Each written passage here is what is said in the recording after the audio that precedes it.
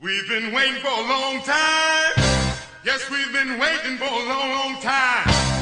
We've been waiting for a long time. But we ain't gonna wait no more. We're getting ready to rock and roll. We're gonna 1, 2, 3, 4, 1, 2, 3.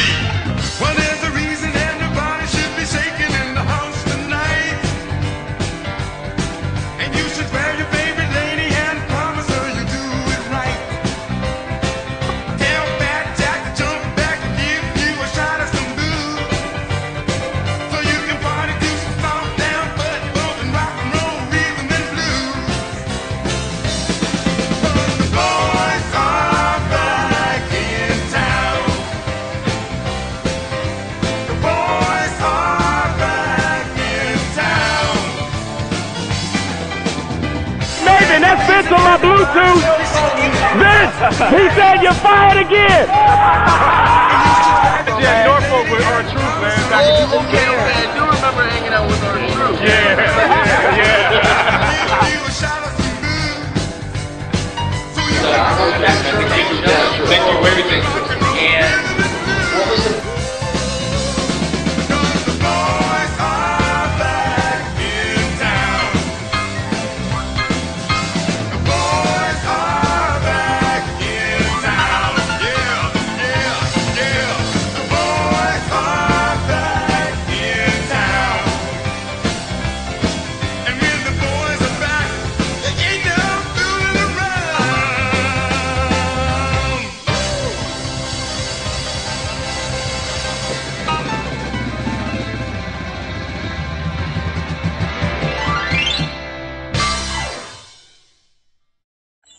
The 6 E's out, CD lace, digital readout, no doubt. Cop blocks from the draft, the weed house show elegance. Hate females with no intelligence, embezzlement. Got big boys behind a metal fence. Merrill Lynch, insure life. Chris all right, Vis or ice. Sex chicks or types, general status.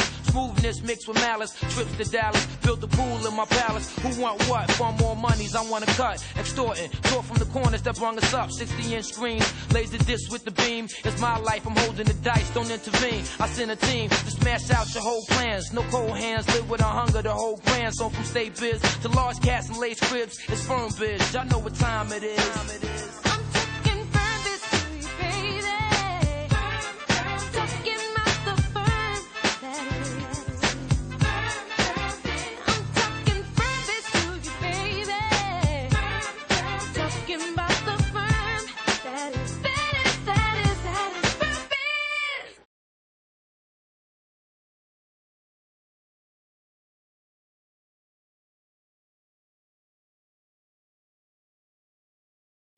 The story goes like this. And now, ladies and gentlemen, in your right corner, weighing in at an even 215 pounds, residing from the South Bronx, maintaining 39 wins, 40 knockouts, and no losses, it's the undisputed beatbox champion of the world. All I know, that's a bad mother. All I know, he's about to drop some issue now. All I know, that's a bad mother. All I know, he's about to drop some issue now. The story goes like this. Girls and boys, welcome to the island of Misfit Toys. You know, someone once asked the question, Dr. D, since when did you start your catchphrase like that? Well, you know how it is to be a misfit? Sometimes when you get to a certain level, there's still some people out there that think that you'll never get to their level. They'll make you so inferior, and they make you think that you'll never fit in. There's always going to be somebody that's not going to be there for you. There's always going to be somebody that's not going to be at your level that they want you to be. That's why you don't have to turn to anybody else. You turn to your family and you turn to your friends. And for the last several years, This thing that's once been started by yours truly has been passed down to Corey, has been passed down to Glenn, has been passed down to Keith, has been passed down to KALEEF, and so many more. You know who they are. They know who they are. So sit back and relax and experience the most internationally known, unknown, and homegrown group of smart marks in professional wrestling and sports entertainment today. The firm is back in the building, making ourselves known to all the millions. Corey, remember, if you're not confirmed, you're denied. End of story.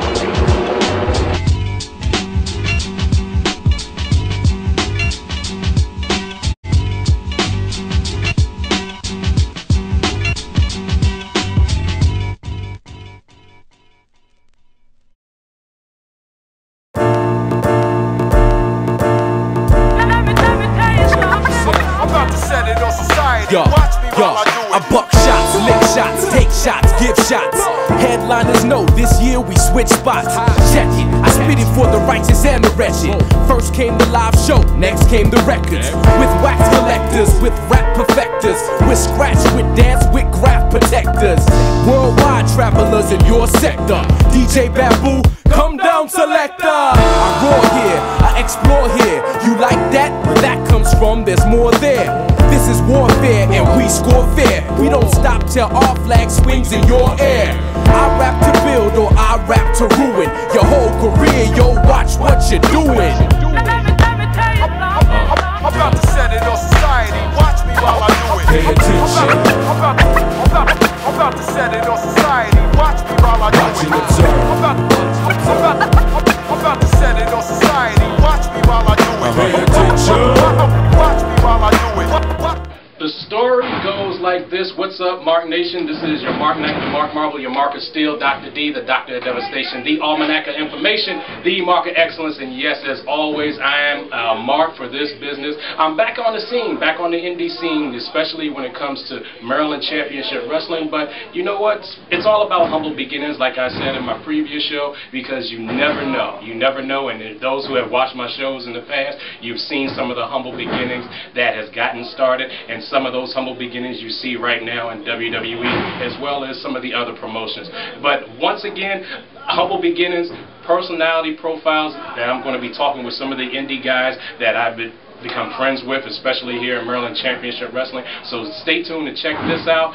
But right now, I have the pleasure of being here, not just on the outskirts of Baltimore and Arundel Mills, but right here at GILLBERG Pro Wrestling Academy, the home of Maryland Championship Wrestling as well. And I am here with a man who has left a staple in WWE history, especially in the Attitude Era, the hottest era in WWE. He is the longest reigning WWE Light Heavyweight Champion. You know him as the Winter Gill, but many also know him as the man, the myth, the mystique, known as GILLBERG. Mr. Gill, how are you, sir? How you doing, man? How you doing? Good. Thank you for having me here, man. Love that introduction, man. No, God. no problem. I enjoyed being here, enjoyed seeing what goes on behind the scenes, especially when it comes to becoming a superstar, starting off with Maryland Championship Wrestling, probably one of the top leagues in this area.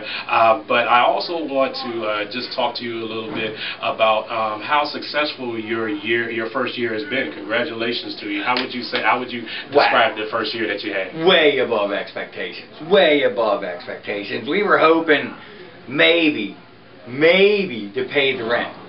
Well, as you see, I mean, around here, you've been coming here for a while now. I mean, we've completely revamped the whole place. We've got all locker rooms, everything. We just put, $10,000 in air conditioning and heat, and all brand new in here. The rings are all brand new. Yes, sir. As you heard tonight, I'm heading out to buy new padding and everything. Rings are expensive, when you use them every day. It isn't like when you have a show and, a ring lasts you, 5 years because you're holding the show once every other month or every month.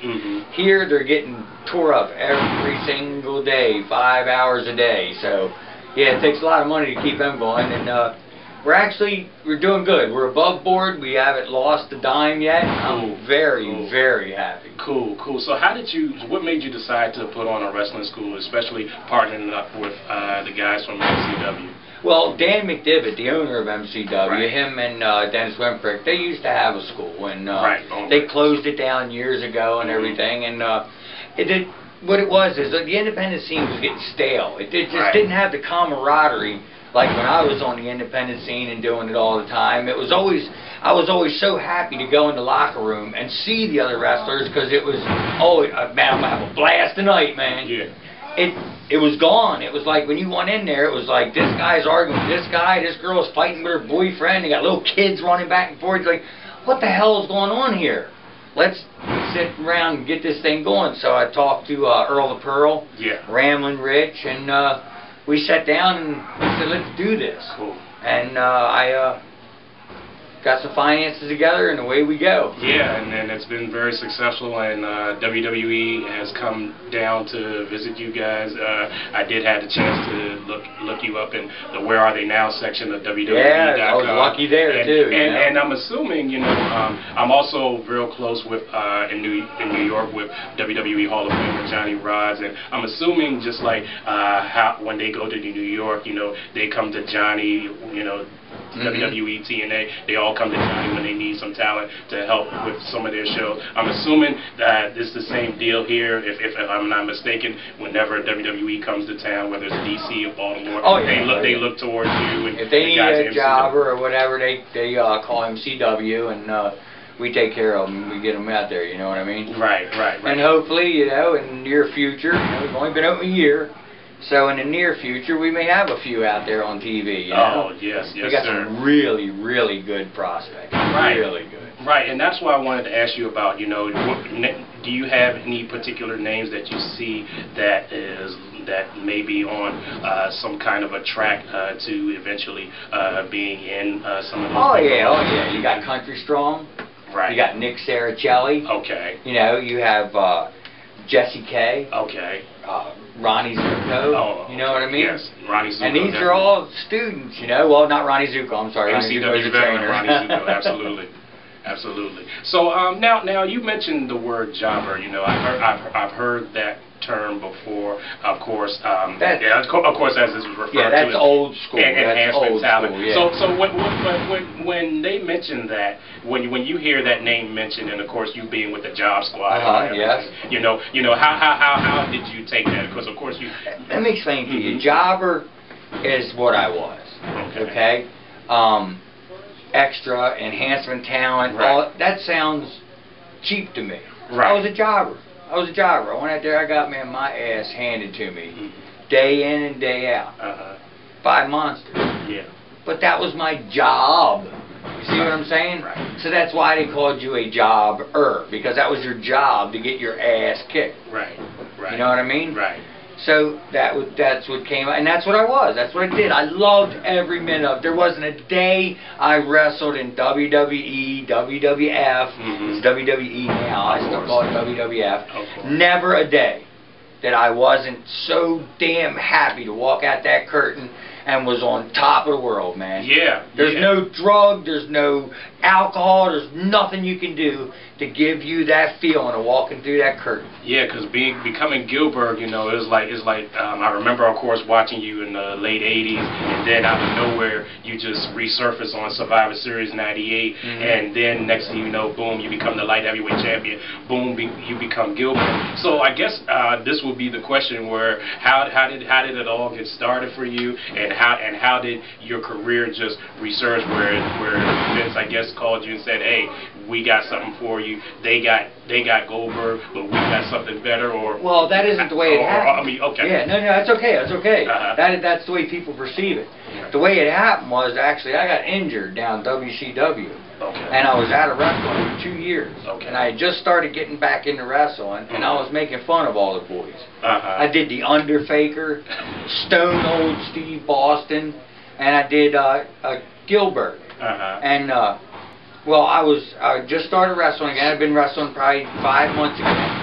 And I was working for the school board. Okay. With Rich Myers, Ramblin' Rich Myers. Okay. And the phone rang one day, and I looked at it and said, "Hey, man, it's WWF. Check it out, man. Ha-ha, yeah, baby. Let's see if they need me." You know what I mean? And we were kidding and all, and I opened it up. It was Howard Finkley.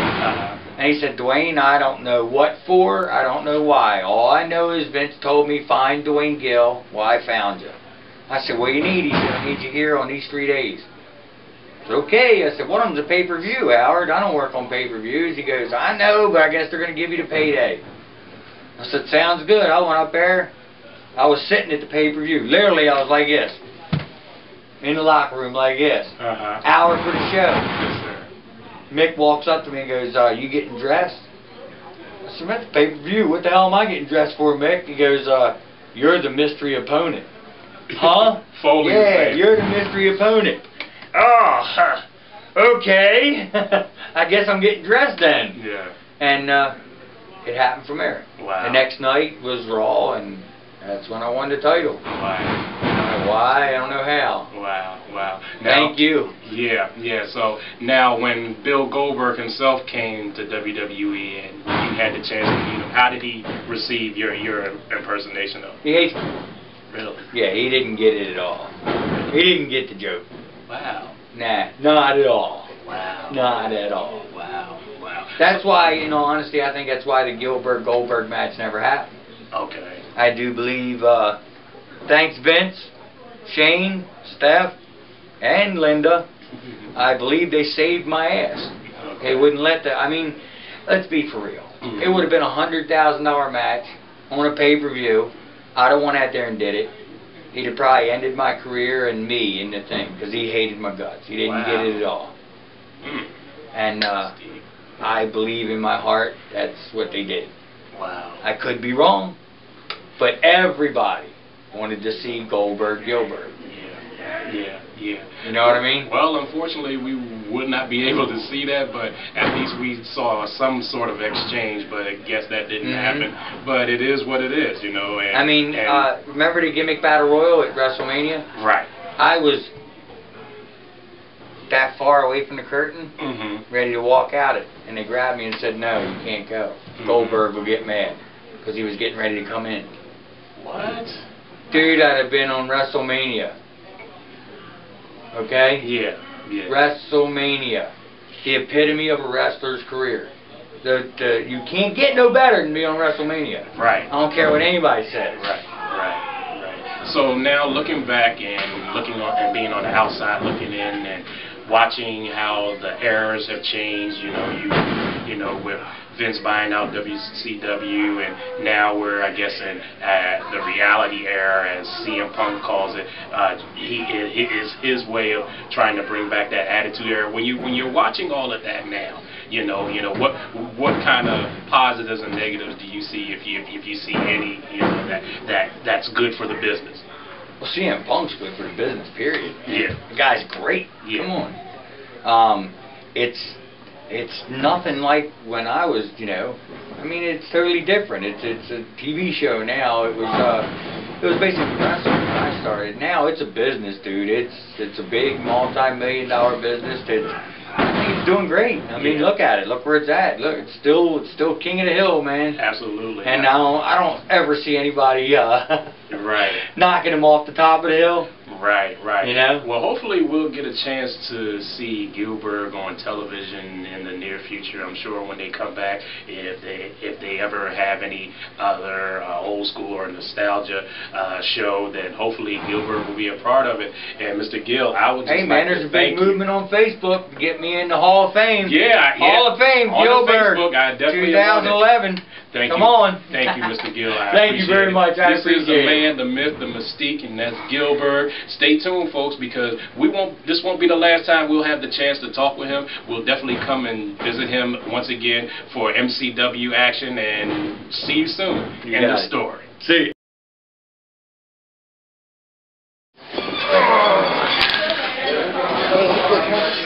Anybody corner? 1, 2, 4.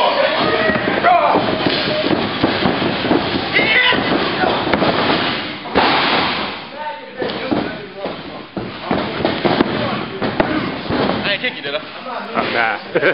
You wouldn't know.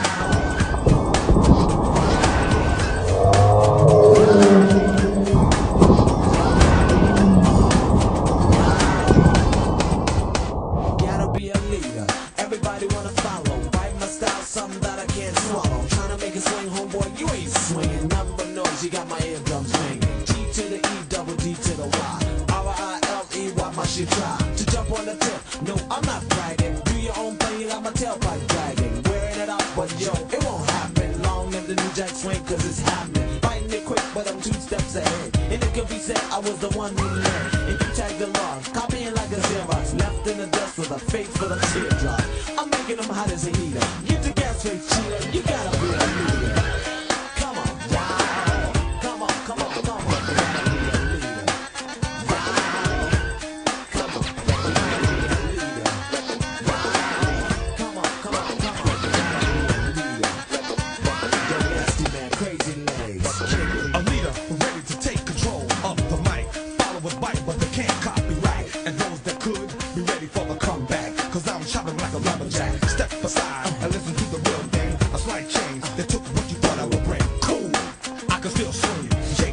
Let the nasty man sing. Yo, tell him like it is, G. You gotta be a L-E-A-D-E-R leader. As I get smooth, face play the background. Listen up, cause I'm kicking you out back now. Bow to the masters of fashion. You get the change from the checks I'm cashing. As I eliminate anybody biting me like a mosquito. You gotta be a leader.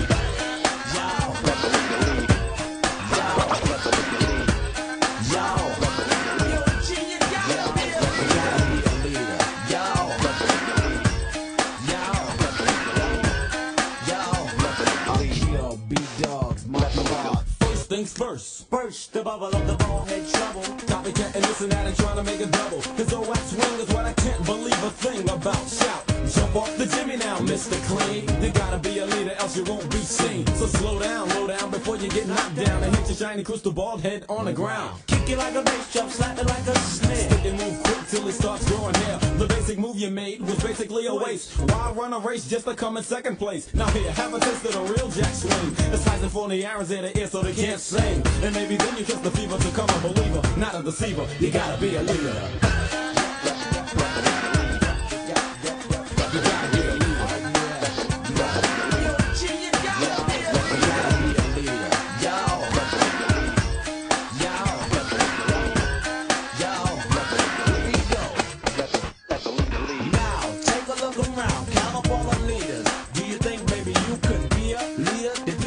Get you, call you a punky till you said uncle, made you do what you really wasn't sure about. A follower's life has no whereabout, just to wear it out, tagging along and tailgate. The next man befriend him out, but for now you're jammed. You gotta make a power move, gotta be the man. Taking a stand may lead you to a conflict, but just get what you gotta get. It's time for you to rise, not to fall. Further behind in line, cause all, nah, most people love to follow. Quit being a cheater, you gotta be a leader.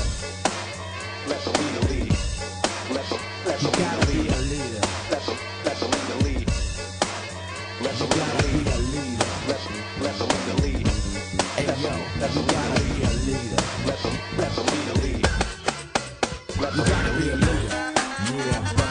Scratch it up, cut it, you gotta be a leader. Yep, you gotta be a leader. Can't do it unless you have this organization. Of course. But I'll give you the number. John guest for it, and he'll tell you what to do. It's no problem. Professional wrestling, through us. Through you guys. The story goes like this. What's going on, Mark Nation?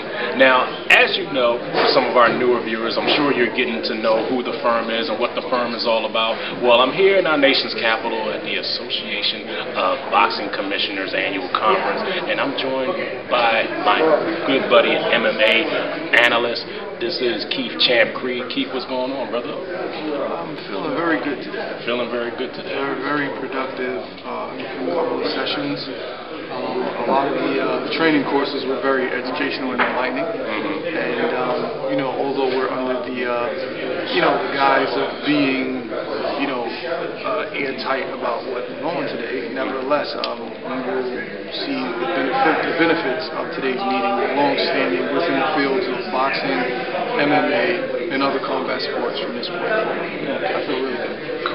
Cool. So the question that, you know, or should I say the reason why I have him as my MMA analyst, because one thing about the firm itself, the firm is always, of course, passionate about pro wrestling, and we still are, and that's one of our main venues of promoting the show.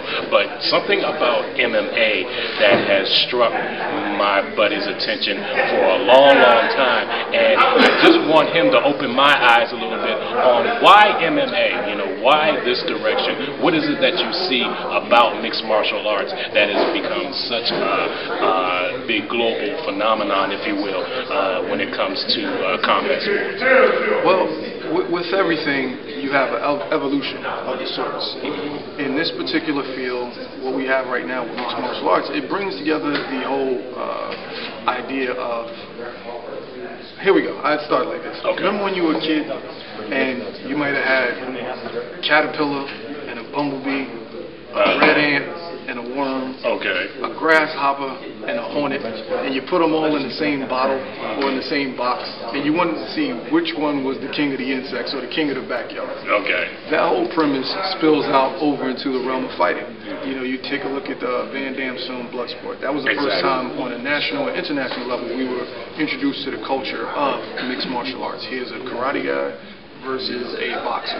Here's a taekwondo expert versus a street fighter. And then even going back to cultural video games of the fight, Street Fighter. You have Balrog, who was the boxer, Sagat, who was the Muay Thai guy, Ken and Ryu and all the other sorts of characters from Street Fighter. So now, what our childhood video game and film fantasies have played out to is what we have now with the sport of mixed martial arts. So it's something that we've always imagined, that we've seen in different iterations through different media platforms, and now it's actually playing itself out.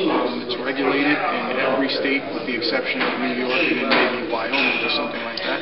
But it's something that caught my eye. When the old UFC promos used to run with Ken Shamrock, like right after Monday Night Raw, during the WWE programming. And from that time I paid attention, and going up to the Pride days, Pride FC days, to the current iteration of UFC, I've always been a fan, along with a passionate fan of wrestling. Okay. So now, being here at this annual conference, you know, what is it that you're learning?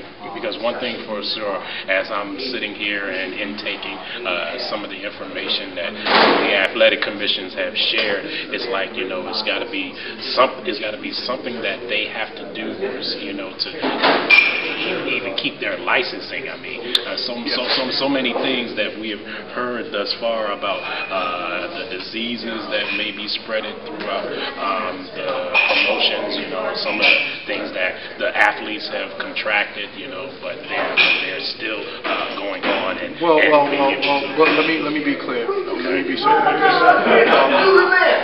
It's better for the regulatory bodies to have annual meetings, not only annual meetings, but also session meetings within their organization for each state, to keep the databases updated, to keep the information on point.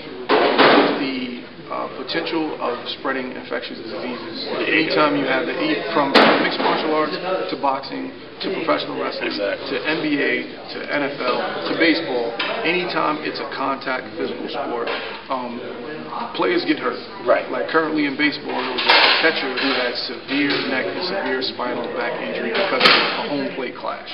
You know, you have athletes in the NFL who train a lot, they sweat a lot, they work out a lot, they get cuts and abrasions. So with every combat sport where there's person-to-person contact, you have to have updated information.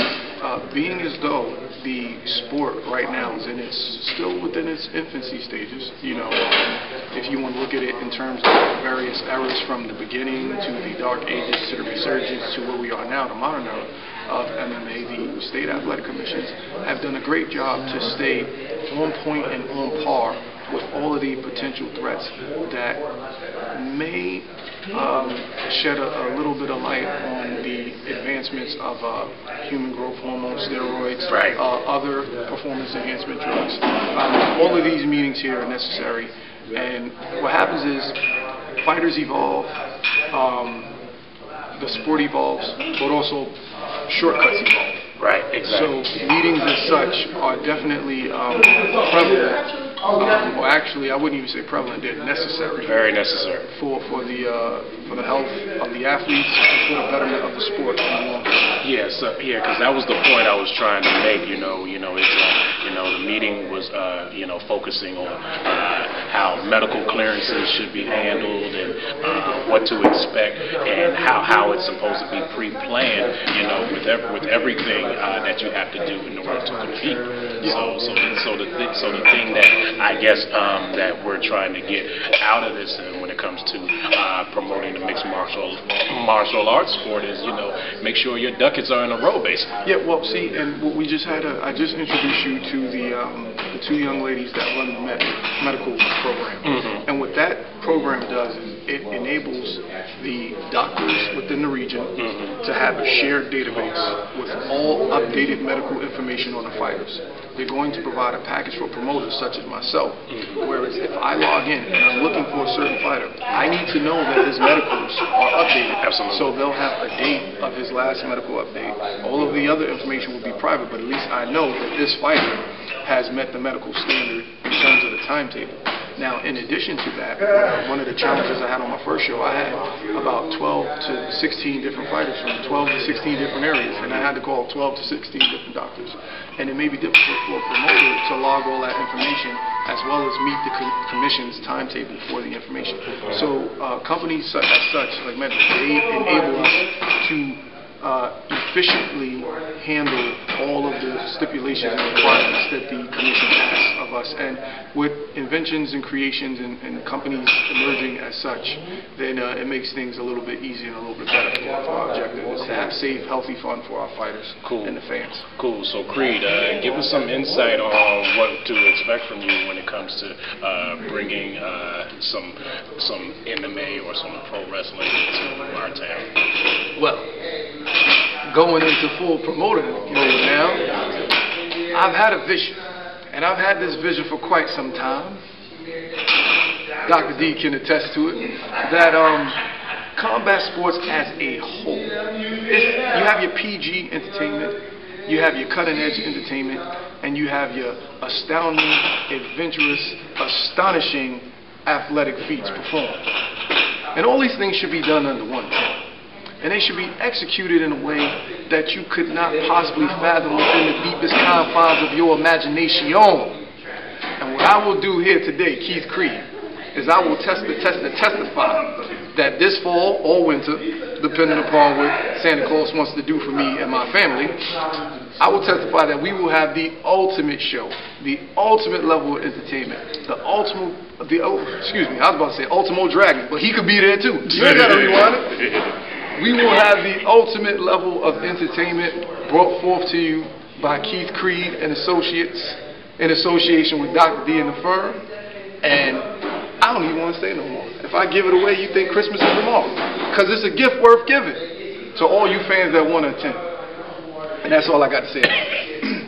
You know what? I'm speechless. Let's just go to the next footage. End of story. Thanks, Creed.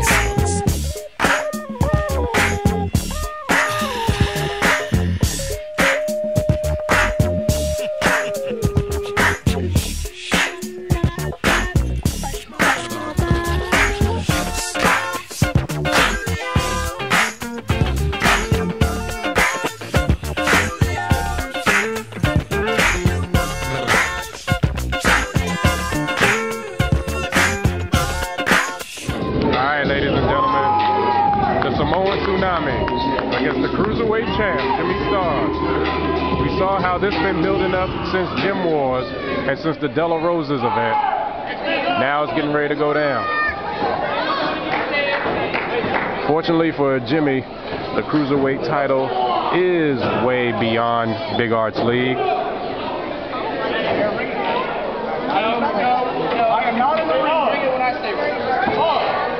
So ring it, ref. Come on, Chris, don't punk out. There you go. And we're on. Big Art, the Samoan Tsunami. Been very impressive as of late. Taunts by the Cruiserweight champ. Definitely not faded. The varsity is in the building, by the way. Bruce and Zach, who had just finished having a match. Of course, when it comes to power, the big 400-pound Samoan definitely has the advantage. There you see more of that power by the Samoan. What is getting ready to happen now? As these two men are definitely filling each other out.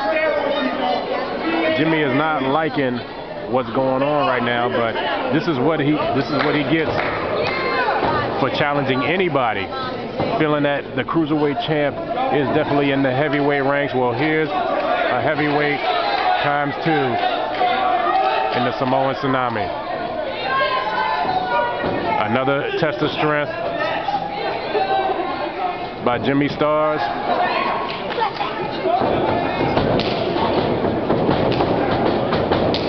Takes a few cheap kicks. There's no way in the world that would have worked. Here's Samoa. Picked him up with one arm.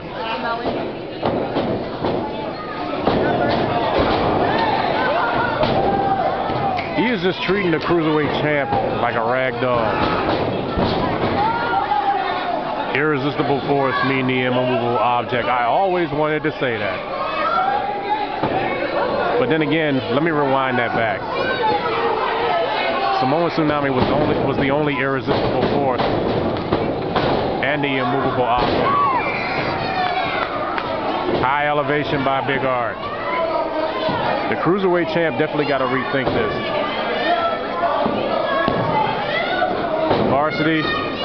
The varsity is trying to, wait a minute, we see Bruce trying to distract the ref. What is going to happen here?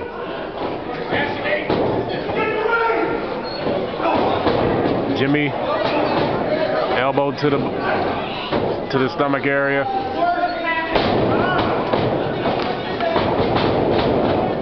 What is getting ready to happen? I don't know what the Cruiserweight champ is thinking, but he's at least trying to get some kind of offense. There is no way in the world any of those high-flying moves will work on Big Art. Look at this.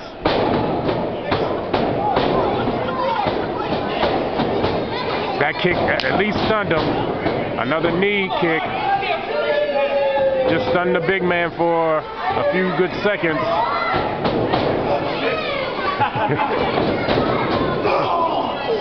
Way to go, Jimmy. Power slam.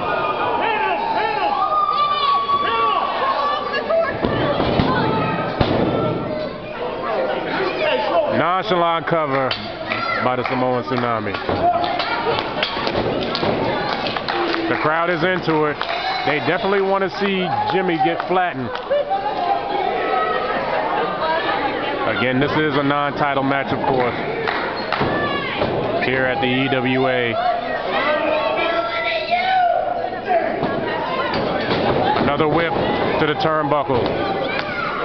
What is the Samoan getting ready to do? Is he going for a splash? Misses.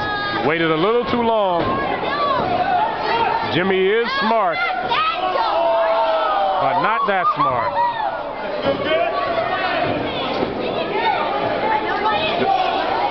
Going for a superplex. Here we go. No way. I was getting ready to say, was Jimmy getting ready to reverse that? He's trying to get some offense in with some quick punches and chops. Here we go. Elbow to the, oh man. He got him down after that elbow to the forehead.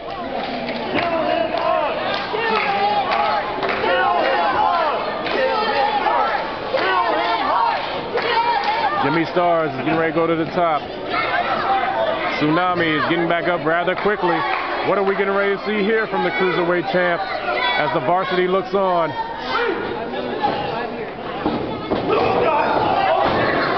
All the body presses in the world. Oh! It's over. Samoan drop. We have seen that before at Della Rose's.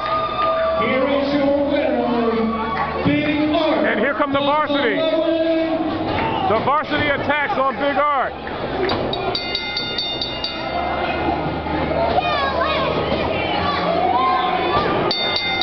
What are they getting ready to do? Here they come. Oh. Just a double push off by the Samoan.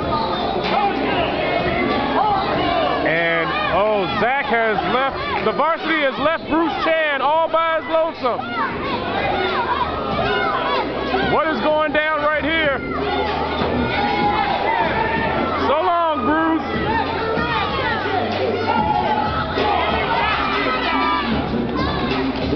Down goes the varsity. Samoan Tsunami is your winner.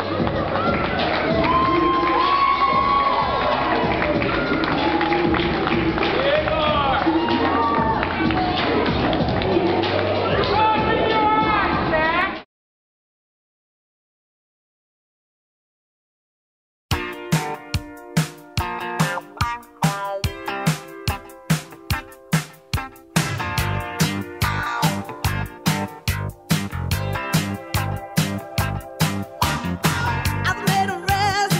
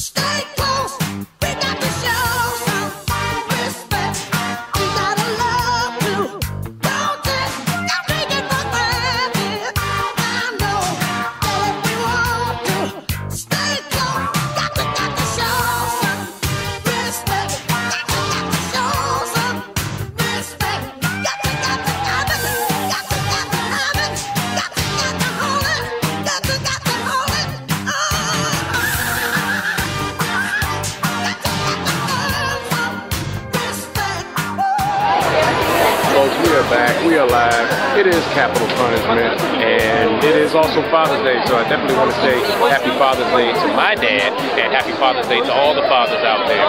But you know what? As we're taking this time, I hope you have been enjoying some of the great footage that we have been showing to you.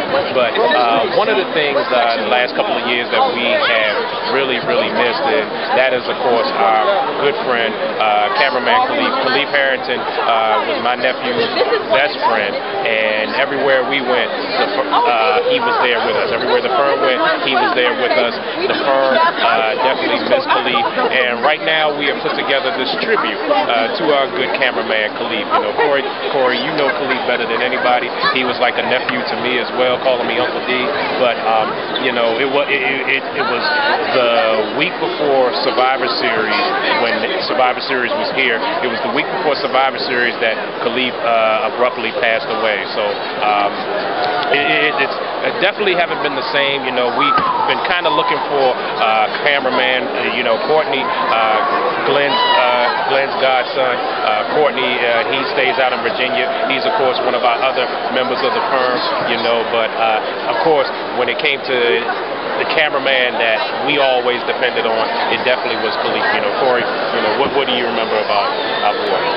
Definitely, he was the right hand, one of the cornerstone members of the firm. Definitely, like he was the cameraman. He was it. He made what the firm is to you all, what you all see all the time, is definitely what he portrayed us as. And he, if anybody, made sure we were the center of attention, and he always was. He was the man. He was the man behind the camera. Yeah, so I definitely hope Miss Carol, and the Harrington family get a chance to see this. You will see that, you know, I was able to attend his memorial, which was a year later. It will be 2 years now, pretty soon in November, that KALEEF has been gone from us, but definitely never forgotten. So take a look. We want to do this tribute right now. And cameraman KALEEF, give yourself some love right now. Continue the walk of fame. Okay. All right, man. Dr. D talking to an old school fan and speaking the Lord's word. Back in a minute. Let me see that one. KALEEF, you know, they're the same. 2 for 3, 377. It's generally 3 apiece. The World Tag Team job. Yep. Dang. You said 2 for 3? 2 for 377. This one World Champion actually meant something. Yeah. These are the LAX. Hold up. They're tag belts. I told you, that's what they're tag belts. That was just the way life. Both of them yours? Yeah, that Yep. is. Well, no. This is held by guys like the Nature Boy, Harley Race, Barry Windham. No, I don't think so. Yes, he had. No, it stopped when Flair. Stopped on Flair. I thought Windham won this belt. He won the big belt.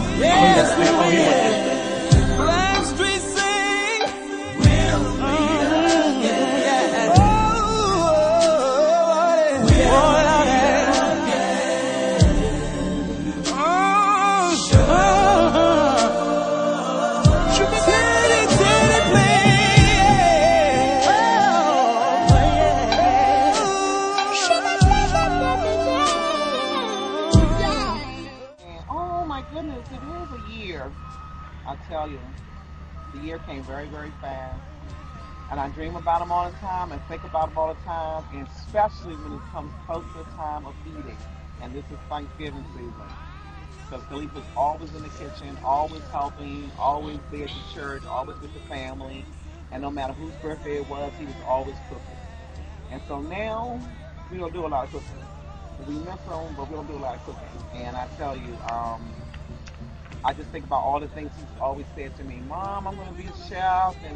And we had almost got his business off the ground. I mean, he had got to the point where he had a lot of clients. He had 2 schools and everything. And he was like about to soar. But God said he wanted an angel up there with him that could cook. So he took him. And now he's running God's kitchen all the time. At first I was like, angry. And I guess that's how you feel because you never think your child is going to go before you. I was very angry at the Lord, but the Lord always tells us that He brings you into the world and He takes you out of the world. It's on His own time.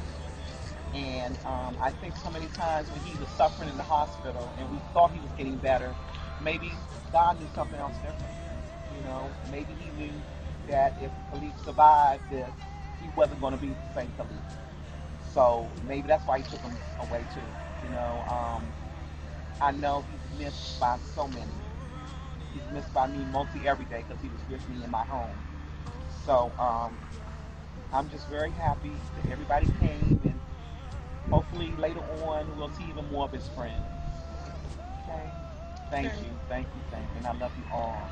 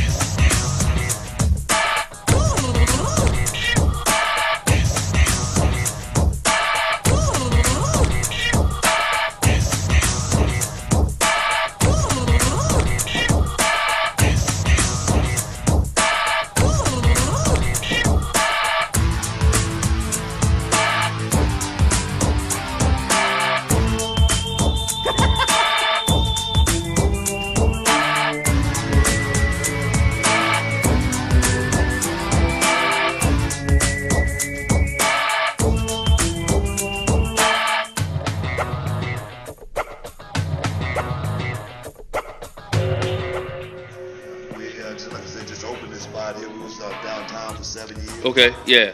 Now doing this here is something totally different, trying to downgrade but upgrade at the same time. Yeah, I've been following online, seeing some of the videos. We get our television show, wrestling show on TV for a while, so now we may be in a position to get that done too. Okay. So that's grand, man. Well, that's good, man. How you enjoy being back on TV, commentate, man? We enjoy you, man. It's just another adventure, man. Right. I never dreamt of being in the position I'm in now in a million years. I'm doing what I'm doing now. But one thing I've always done too was try to put myself in a position to make it happen, and I've always been, ready for when that opportunity knock. You know what I mean? So that's what I'm doing now, man. It's just about knowing when know when to say when as well. I don't want to be one of those old wrestlers, and not knowing when it's time to take my boots off. So that's what I'm doing right now. Just moving to the next stage in my career, which is commentary, but more importantly, being able to give it back to the young guys, to youth. That's good, man. Next generation, who's the next 15 years of WrestleManias. What I mean? I want to be sitting at the booth watching it. Opposed to being out in the ring doing it. It hurts. It hurts. Yeah. So when you think you can get your turn for the Hall of Fame? Man, I don't even think about it, man. You don't? It's not something that it doesn't drive me. Right. If it happened for me, it'll be great. Just like everything else in my career, it's not anything that I've went out and tried to make happen. I just tried to put the work in. Yeah. And when you put the work in, stuff just happens. Man, you came a long way. I've been watching you on ESPN with AWA with Gary Hart was your manager and all those. Man. Coming home, rushing home from school and watching TV. You and Steve would go. Federation, man, and that's what I started at pretty much. And it's been a 20-year 20-year adventure, man. You know, and it's been a great 20 years too. You know, I wouldn't change it for the world. You know, like I say, doing what I'm doing now. If I'd have thought about that 23 years ago, 24 years ago, I would have never imagined me being what I've been. You know, and done what I've done, and you know, tried to make some groundbreaking changes in the business as far as, you know, the way we're looked at, you know, as well, you know. So, you know, I think that's been my most important mission, you know, is just to change the stereotype of the way people look at the black wrestler. And that's what I mean, my buddy always get on me. He always call me the Malcolm X of wrestling. I'm saying big top federations don't really have black champions to pro. I think besides you and Bobby Lashley, but most people forget Bobby Lashley, that he was ever the world champ. We haven't had that many. And, you know, and it's a blueprint, though. You know what I mean? Yeah, and I look at you, Ron Simmons, and Lashley as paving the way. Well, you know, I would say Ron Simmons. I put him in that category. But it's about. I think it's been about. I really don't honestly think it's the promoters or anything like that. You know what I mean? It's the. A lot of times black wrestlers put themselves in a certain position to be stereotyped. Yeah. And one thing you got to believe in, more importantly, is your talent. Mm-hmm. You know, and if you're not talented enough, you know, you probably be willing to, you know, fall for a lot of stuff. Right. Be put in a certain position because you just want that job. I never just wanted that job. You know, I want to be, you know, among the history of greats in business. In order to do that, I couldn't just go to, you know, be protocol just like everybody else and go with the flow. And, you know, but more importantly, I knew how much talent I had as well. I knew I was talented enough to work with just about anybody on any level.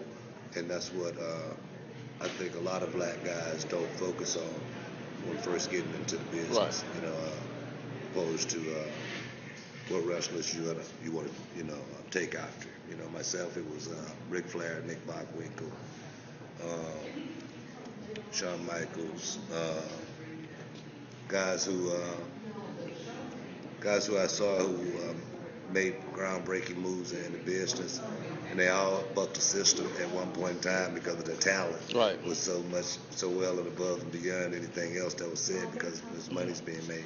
You know, so I always felt like my talent was enough, you know, to speak up and say whatever I wanted to say because you're gonna make a lot of money off of, you know, somewhere down the line, you know. So that's first and foremost. How you enjoy doing Tough Enough? Oh, it was great. Yeah, it was great. You know, another chapter. Yeah. You know, something I never thought about doing. I saw myself doing until it happened when I got the phone call to do it. But that goes to say it again, you know, being ready for the position. You know, when the call comes, you know, be ready to answer, you know. And I was just in position to get it done, you know. So that's pretty much it, you know. It's been a roller coaster. Like I say, WCW to WWE to TNA, back to WWE, to now opening my new gym. Yeah, that's good. Great. Yeah. Well, how your brother doing? Oh, he doing good, man. Yeah, just got his own thing going. He's got a trucking company. Oh, that's good. And been doing that for years, you know. Put the wrestling behind him, and just life, you know what I mean. Life can consume you. It didn't consume him, which was good. Good. That's good. You know, always had life before wrestling as well, you know. And it's just been something. It's just been I always look at it just like a stage, you know, that you're going through, and there's going to be many more stages, you know. That's good. Yeah. That's good. You see yourself doing one more Mania? I don't know, man. You know, I don't, you know, foresee my future as far as wrestling goes. What's going to happen, and if I get in the ring and do something, it'll be sporadic. Right.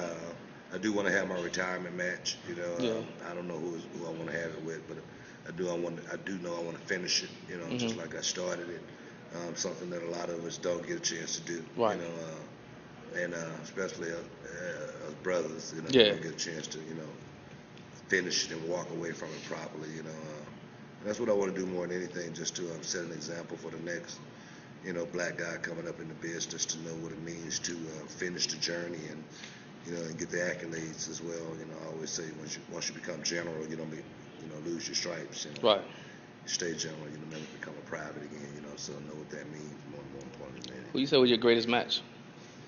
Oh man, you know, I can't even say, man. But the best of 7 series is always thought about the most as far as, you know, matches, man, being wild. But you know, matches. I don't remember a whole lot of my matches. You know what I mean? I've had thousands of matches. I don't remember a whole lot of championships. I really don't remember, you know, anything but my first tag team championship and the global tag team championship and the world heavyweight championship. I remember winning the TV title, but I don't remember the matches after that. Right. You know, those I guess was more important to me because it just set a milestone as far as, you know, what for my achievements have come. You know, but other than that, really never took interest in saying, you know, man, what was my greatest match or anything like that. Right. Never really been about that. Yeah, everybody would say it's best of 7. The best of 7 was good. Yeah, best of 7 was good. You and Benoit it was good stuff. It was real good stuff. Yeah, it was a great time. Good time. So how you guys doing? How they coming along? How they developing? Well, you know, most of my guys now have students that I've been with for a while, you know, and they're pretty much developing pretty good. It's just a matter of, you know, getting in where you fit in as far as knowing, you know, having all the tools, you know what I mean?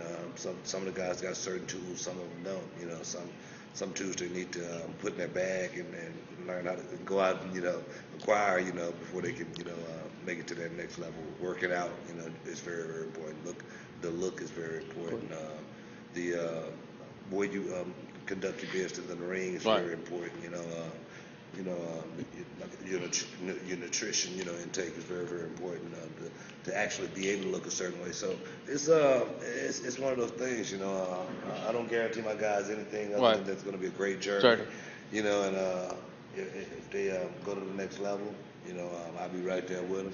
You know, if they're good enough to be put in a certain to that, you know, get to that next level, I'm gonna be the first one to help them get to that next level. You know what I mean? But nobody getting the thing for free here. You don't just come here and go to school and, you know, next thing you know, I'm a WWE superstar. You know? Yeah, it doesn't work that way. It doesn't work that way. Yeah. How you doing something innovative from what I saw read on the internet? You have young kids. Yeah, 13 and up. How's that working out? Actually, it's working out pretty good. You know, my youngest kid I got now is 50. And he had his first match actually a few months ago. Actually, he's 16 now, and it's working out pretty good. That's what I want to do. Is that's more of a mentoring program. You know, it's a 3-year program.